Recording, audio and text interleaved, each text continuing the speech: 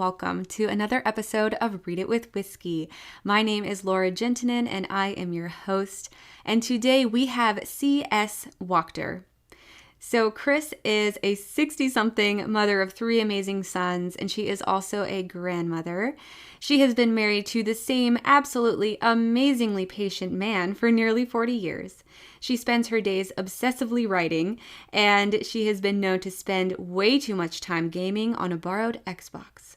She has a degree in performing arts and English education from Rowan University, and she has had a job of a professional proofreader and more than 50 years of experience as a voracious reader of multiple genres, but mostly fantasy. She has definitely honed her craft with a level of maturity that she didn't think she possessed when she was in her 20s, and it's prepared her to finally write her fantasy series. This Christian fantasy series is called The 7 Words, and we talk today about the Sorcerer's Bane. So let's get into the episode. Welcome to Read It with Whiskey, an interview podcast highlighting self-published authors. I am your host, Laura Juntunen. The purpose behind this podcast is to help authors grow their audience while also introducing readers to their new favorite authors. Let's get to know the person behind the page. Sit back, sip some whiskey, and lean in to these self-published authors.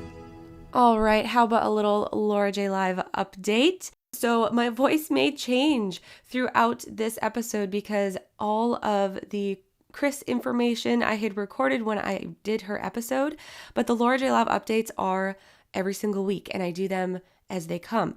With that being said, I have been a little bit sick and my voice is gone, so that's why my voice might sound a little bit weird. So you guys, I've been having a really tough time with editing Oscillation Rising, and I think it's just because I have a lot of things going on in my life, and I just have not had enough time to really sit down and focus on editing. I'm going through a job transition for the day job, and I'm cutting back my hours so I'll have more time to write and edit my books and work on the podcast and my Patreon account and all that kind of stuff. So I am really excited for this transition, but it's taking a lot of time.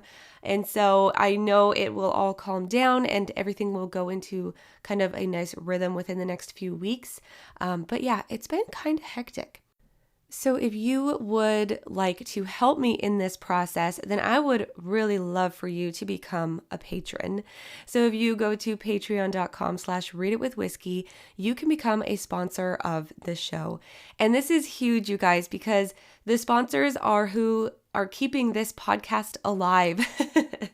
These sponsors are paying for the time that it takes to record these podcast episodes and edit them. Editing takes some time. And so if you would like to help support the podcast and keep it running, definitely head on over. Again, that's patreon.com/readitwithwhiskey. There are 3 different tiers you can choose from. And you guys, it's like a coffee a month. That's all it costs. It's nothing too extravagant, but every little bit helps. So go ahead, head on over. You'll get some exclusive episodes. You'll also get video content of the interviews, which is super fun because you can see us in our completely unedited selves. And it's always a good time to watch people interact rather than just listening. So I personally invite you to head on over and sign up. This episode is also brought to you by Coffee Over Cardio. I absolutely love this coffee brand. I've been drinking them for about 6 months now. Once I found them, I never went back to regular coffee. And I have a discount code for you guys. It's 10 Laura J Live. 10 LauraJayLive. There is a link in the podcast show notes. So go ahead, click that link, use the code. You're going to get 10% off. And it is definitely worth it. This coffee's amazing. So definitely check out Coffee Over Cardio. Use that code. But yeah, let's get into this episode with Chris because I know you guys are dying to hear it.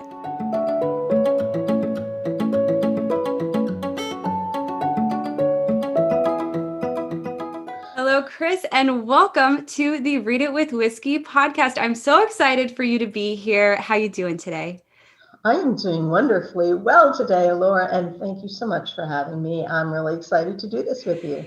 Yes, I know. I think I've been I've been burning for this episode to be recorded because I just fell in love with the Sorcerer's Bane, and we will talk about it. But first, before we get into all those details, first, would you like to tell our listeners, how did you get into writing? Where did that start?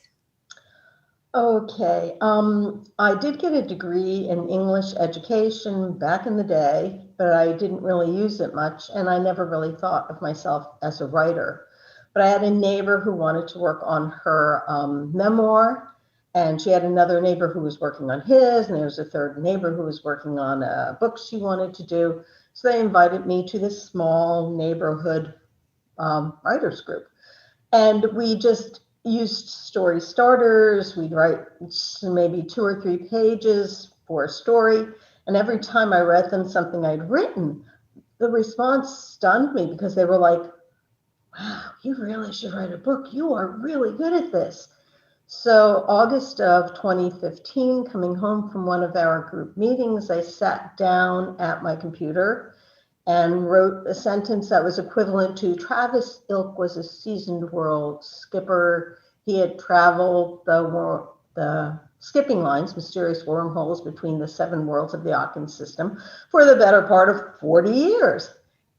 Wow, I like that. And that's how it all started. And so since then, I just haven't really stopped writing. That's so exciting. And now you're retired, so this is what you get to do with Yes, your free time. So you have 8 different works already published. yes. And so before we get into all that, what's your favorite part about being an author? I like asking people this question. Uh, I think my favorite part is just discovery. It's always an adventure. I am a holistic writer, which can also be called a pantser writer, which means that I don't do the outlining. I don't set up the whole story so that then I can just, write along and fill in all the blanks along the way. For me, it's an adventure every step of the way. And I do it very prayerfully because I happen to be a strong Christian. So I will pray about, okay, Lord, where am I going with the story today? And sometimes, like during the night, I'll get impressions. And each step then is a total adventure. I love discovering new characters that I thought were going to be one way and end up being another way. There was one particular character in the 7 word series who appears in the second book of the series, The Letter Rises. And I really had set plans for him because I just sort of knew he was going to be part of this one group. And the first words out of his mouth were completely opposite of the way I thought it was going to be. And suddenly I realized, oh, you're going to be on the other side of this story. Oh no. Isn't that incredible how characters can just take over? They're like, yeah, you think I'm going to say that? Nope. I'm going to go in this direction instead. Deal with it. Oh, yes. Oh, yes. Oh, that's so exciting. Well, I'm excited to meet that character then in book 2. So this is the 7 word series. I read the first one, The Sorcerer's Bane. So those of you who are watching video, I'm holding up the cover here. So tell our listeners, what is the 7 word series about?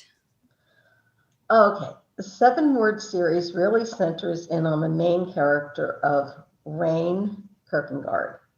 He is a child of prophecy. And in the first book, at 6 years old, he's kidnapped. His voice and memory are both blocked, so he has no idea who he is, where he came from, and he can't speak. And he is raised under horrible circumstances. He is basically the slave of a demonic sorcerer who wants to raise him to become a master assassin and eventually murder his own parents, assassinate his own parents, so that then Sigmund the sorcerer can thwart the prophecy and laugh in the face of the one and say, ha ha, I've ruined your prophecy. Yes. Oh, there's just so many different twists and turns, and oh, it's incredible. So then we're not going to tell our listeners what happens in book 1, but obviously it continues in 3 Yeah, more books. And yeah. so I know in the first book we focused on one main world. So I'm assuming the other stories kind of find different avenues. Yes, because of the prophecy, Rain, by the end of book 1, realizes that this is a mission he must fulfill. Mm-hmm. This is what he is called to do. And it involves collecting 7 separate scrolls, each one hidden on one of the 7 worlds of Aachen. So he must travel to all 7 worlds throughout the whole story. And as he's traveling, of course, in book 2, he's going to meet a young lady. So there we have our romantic interest coming in. Mm-hmm. And by the end of the story, he goes through so much and he grows through the entire process that I like to think that by the end, he's almost a Christ-like figure in that he is willing to sacrifice everything to fulfill this prophecy that he never asked for, never wanted, but is called to do. Yes, exactly.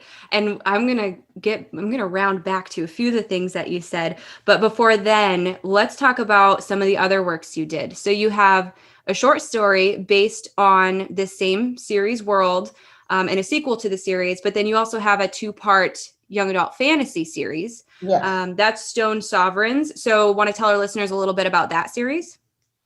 Okay, that series started with the idea, or actually question that came to me. What if Noah and his family weren't the only ones to survive the flood, Noah's flood?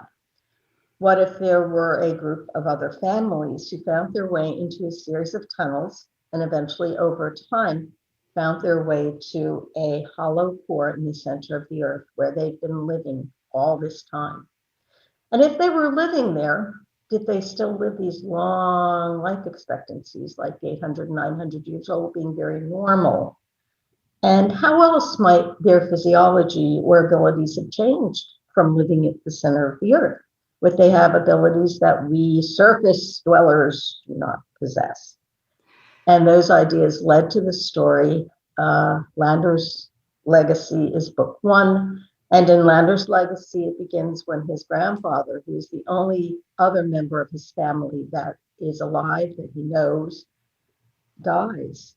And Lander doesn't know his legacy, doesn't know his heritage, doesn't realize he's part of this group of people who happen to come up from the core of the earth. So he begins a journey to discover his legacy, who he truly is. And of course, it being an adventure and a fantasy and a YA novel series, there will be action along the way. There will definitely be a certain figure who will present challenges to Lander, and there will also be a bit of romance, because we have to have romance now, I think. That sounds incredible. I'm just going to have to work my way through all of your books. Well, the second book in that series, Lander actually gets to travel back to the core. So the second part of that series, I love creating the worlds at the center of the earth. Oh, you've roped me in. I'm hooked and I haven't even started yet. Okay, so all of these different works, they've all been self-published. So tell us, why did you decide the indie route versus a traditional publishing route? Okay. Initially, I thought I would do traditional just because that was what I knew was out there. But I didn't really submit to too many publishers. I went to a conference and I submitted to just a few. And all of a sudden, I became very aware of how long and involved getting published traditionally is. Oh, yeah. And even if I waited 6 months or a year for the first book to be accepted, it might be another year before it came out. And then another year before the next book could come out. And I mean, I'm retired. I am not a spring chicken at my age. I don't want to wait these years in between. So I made the decision pretty early on to just do it all myself. So I created Shadowfall Publishing, and in 2018, in 1 year, released all four books of the 7-word series. Wow, that's inspiring. It's inspiring to hear, because I'm working on book 2 of my series, and I'm hoping to publish all 3 in the 1 year. So if you can do it, I can do it too. Well, I know how I hate waiting for the next book and the next books. So it's like, okay, readers, I'm going to get them all out there for you. So I got the 4 books out in 1 year. Then I got the short story and the sequel out in the next year. Then the following year, I got the 2 books of Stone Sovereigns out. So people, you don't have to wait. Yes, they're all out there. Go and find them. All right. So tell us, you already talked a little bit about your writing process and how you're more of a pantser. You sit down and you write, and what comes out comes out. However, I wonder, how challenging was that? Did you know that the 4 words books were going to be 4 books, or did you start with book 1 and it turned into 4 books? That's always intrigued me about if people know how many books they're going to be writing, or if the books tell them. Well, it started out, of course, I had the idea of the traditional trilogy. Mm-hmm. But then as I was writing, it's like, whoa, this story is bigger than just 3 books. So I had to start looking at the story and deciding, okay, where can I split it now? Because now I know I'm going to go to 4 books. So it was trying to decide how to be cohesive within each individual story and yet keep it moving forward. So where each book ends, the book following picks up like pretty much right at that spot, and we move forward from there because it is one cohesive story.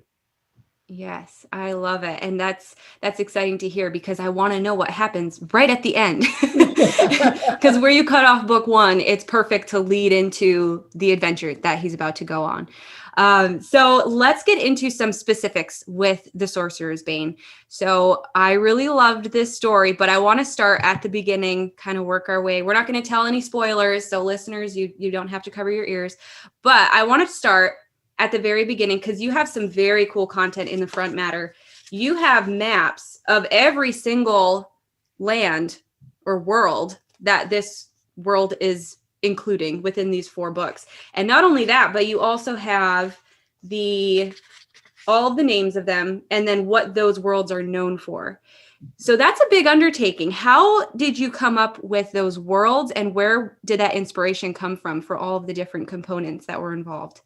That's a good question. My friend, who was the one who talked me into joining the writers group initially, says I have confetti in my brain because there's all this stuff just sort of, floating around in there.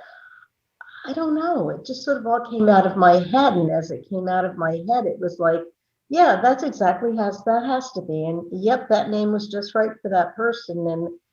And I really don't have a good answer to that. It just sort of flowed out of me. And I knew that there had to be 7 worlds because there had to be 7 words, and each word was specific to the world to which it was written, and that they had been hidden for like 1,000 years, safely hidden within their own worlds. So I knew there had to be 7, and I knew that each one had to be unique. So it just sort of made sense for it to happen that way. And if you're interested in more information, if you go to my website, which is just cswachter.com, I have more information on all the worlds, and the maps are there in color. Ooh, I know. I love the maps, and they're just black and white in the book. So I'm intrigued. I'm going to have to go and check out the full color version. And then also in the front matter, there's a list of characters, and they're given in the order of appearance. And I utilized this list because, like you already mentioned, these are long stories, and there's a lot of people that come in and out. So if ever a name came up, and sometimes I'm just tired and I'm like, wait a minute, who is that? And I could just flip to the front and be like, okay, that's exactly who it is. That was so helpful to me. So I want to say thank you for writing that. And and I like that it didn't give away anything that happened to any of the characters specifically, because you can't know what happens to the characters as you meet them. Otherwise, that would give away the story. So that was fun. Is that something that you knew you always would have, is a list of characters, or did that just come about randomly? Because I knew it was going to be a longer fantasy, I knew that I would need the list of characters, because, like you said, it's hard to keep so many people straight. Admittedly, there are only a few main characters, but still, when you have those people who hop in from time to time, you want to be aware of who they are. So I think having the list is really important. And also with having 7 worlds, if people didn't remember, okay, wait a minute, which world was the ice world? Oh, okay, yeah, I can go back and look. Oh, yeah, Valkyria, that's the ice world. I remember that now. Yes, and because the names are different than like the traditional names you hear about nowadays, I think that helps also that they're listed out so then you can keep them straight. Because if their names are John, Jim, and Carter, those are common names, right? But the names that you have are more unique to your worlds, and so that is also another component that it helps with. Well, it's interesting that you bring that up because I had one person comment like, your names are different, but then you throw in a regular name. Okay, you shouldn't really be doing that. But okay, one of the little keys to the story, and you'll notice that I dropped tidbits along the way, is the idea that this takes place in a far future and that these people originally had come from Earth at a different point in time. So to me, any name was fair game because they had a history that took them back to Earth anyway. Right. And that is so, it's such an interesting concept because a lot of the book has a medieval feel to it because of the kings and queens and the way that our main character, Rain/Ren, you'll find out very soon that he has 2 names throughout the book, though he only knows one of them. But with his character, what he goes through, it's very medieval slavery type, being an assassin. That feel is more historical. But then thinking about it in the future, it's a really interesting concept to kind of put your mind around. I loved it. Okay, so speaking of future and sci-fi kind of concepts, the skipping lines or jumping from world to world, that's something that I like. When I think about that, I think of teleportation or like Stargate. So where did your concept, do you have a specific thing that brought in that concept that you experienced, or maybe something that you read that brought in the inspiration for that type of traveling? Well, I guess probably a Stargate idea would be the closest to what I envisioned. But the difference is in Stargate, when they would step through, they'd go through all this, spirally stuff, Right. and there was a transition. I wrote it the moment they stepped through, there was a sensation of sinking, but then they were immediately in the other world because it was an idea of how do I tie the fact that there are 7 worlds, but I wanted to keep the medieval feel. So it's mentioned like at one point in the book where Rain asks about them, and it's, well, they don't know if they were built by people in the past or if one had created them. We just know that they are there, and that is it.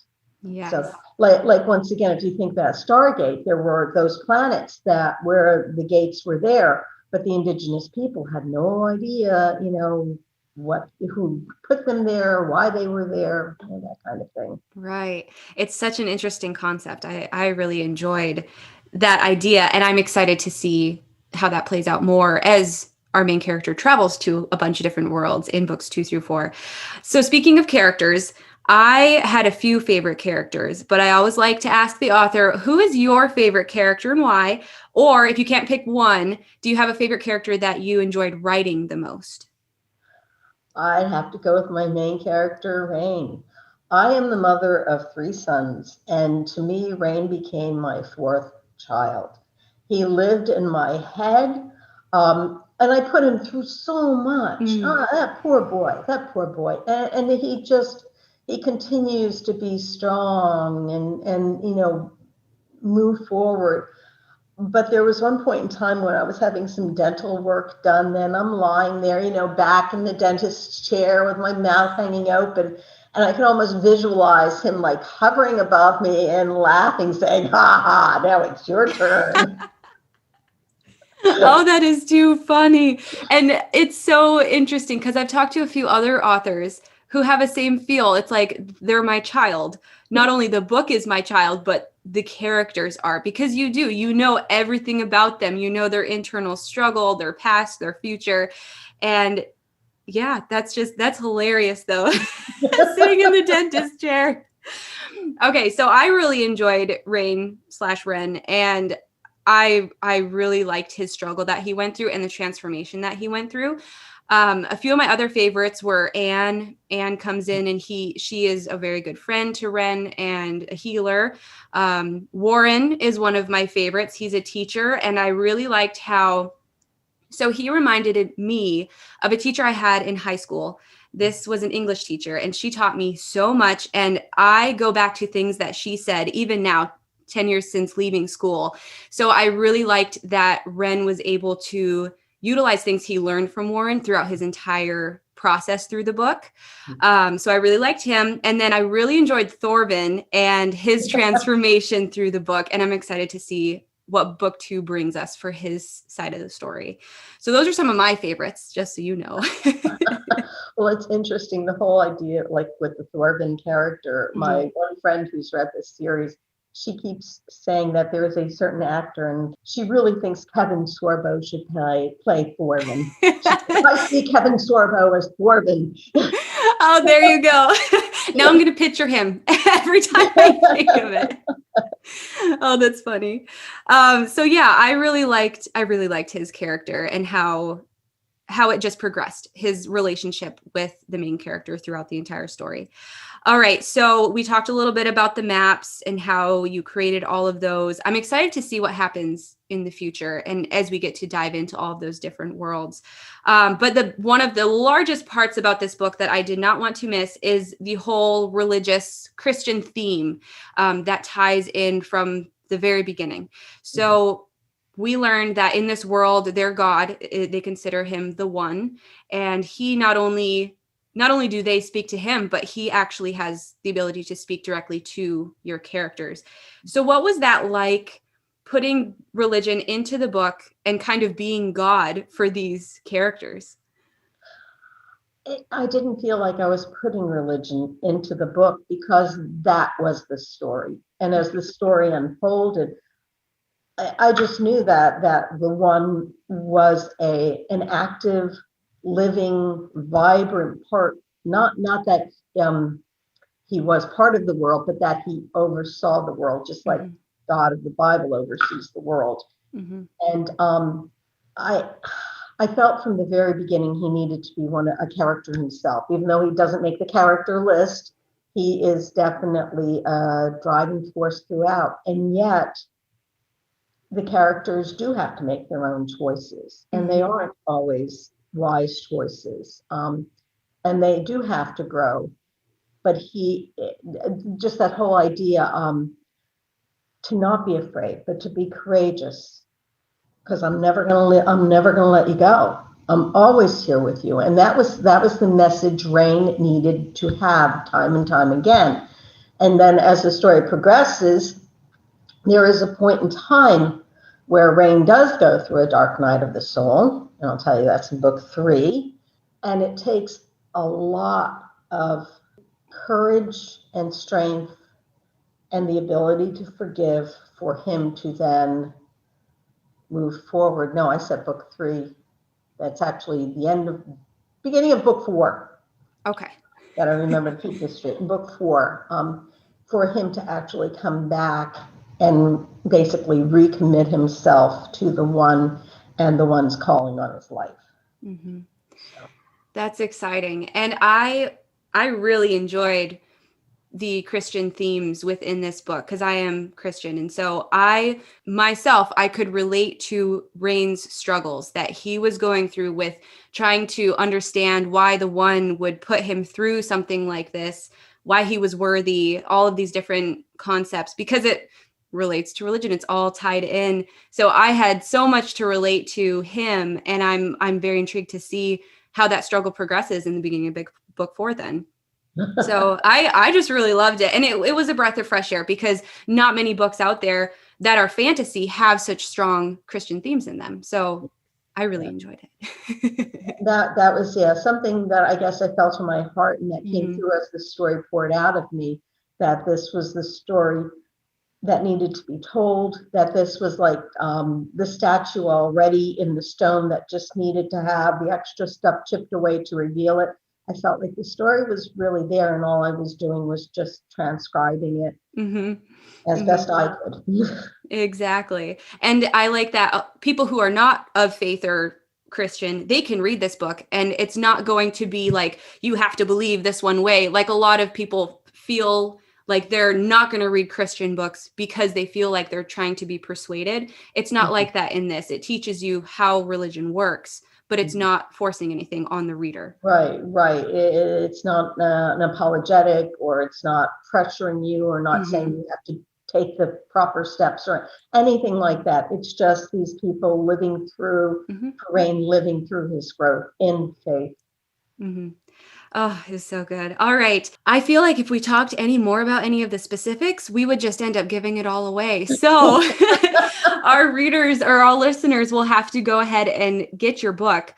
But this would not be the Read It With Whiskey podcast without talking about whiskey. So Chris, what is your favorite whiskey to drink? I have it right here behind me, along with books I've written or been part of writing. Glenlivet. I love it. I mean, I'd love to get some better stuff, the more expensive stuff, but for now, this is just right for me. That'll do fine. You're the first person to have it physically on camera for us. I love it. All right, Chris, before we take off, go ahead and tell our listeners where they can find you, your books, and learn more about upcoming projects. Okay. Once again, my website is cswachter.com. That's CSWACHTER.com.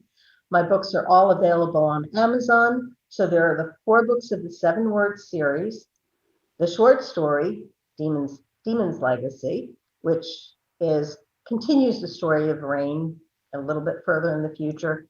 And then the sequel, which people who've read the first 4 books said, wait a minute, what about this and that? And we need more. So the sequel came along, and that's called A Weight of Reckoning.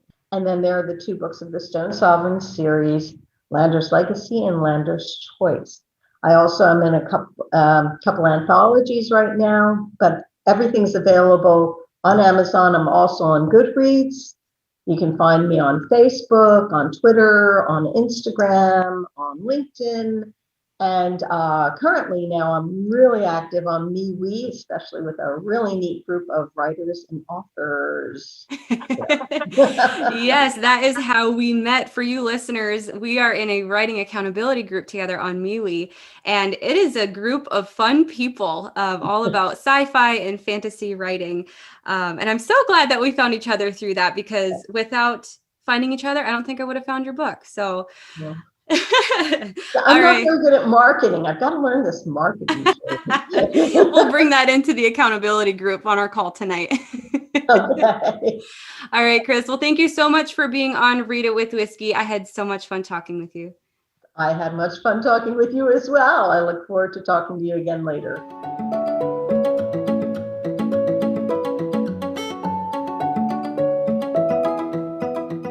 Speaking with Chris was so amazing. She is such an inspiration, and having written 8 books since 2015, I'm just in awe of her. I had so much fun talking with her and learning about her craft and her stories. And even after we were done recording, we stayed online for a few more minutes, and I got to talk to her about a few of the things that I didn't want to spoil for you guys while we were in the episode. But she is such an inspirational person, and I'm so honored to have her in my writing group on MeWe, and just to be a part of her writing journey is really, really amazing. So I hope you enjoyed the episode with Chris. I know I did. So go ahead and check out all of the links in the podcast notes. There is a direct link to Amazon, and for about a week after we launched this episode, this is June 8th as the episode goes out. For about a week after this launch, there's going to be a special on the Sorcerer's Bane on Amazon. So you do not want to miss out on this gift that she has given you. This book was really incredible, and I hope that you can grab it. If you are listening to this after that deal is already done, then that's okay. Go get the book anyway. All right. Thank you so much for listening to our interview. And coming up next week, we have Dan Petrosini, and he is the most published author that I have ever had on Read It With Whiskey. So I am really, really excited for you guys to listen in. His episode will come out on June 15th, and we'll be talking about his book, Corey's Dilemma. All right, you guys, until then, talk to you soon.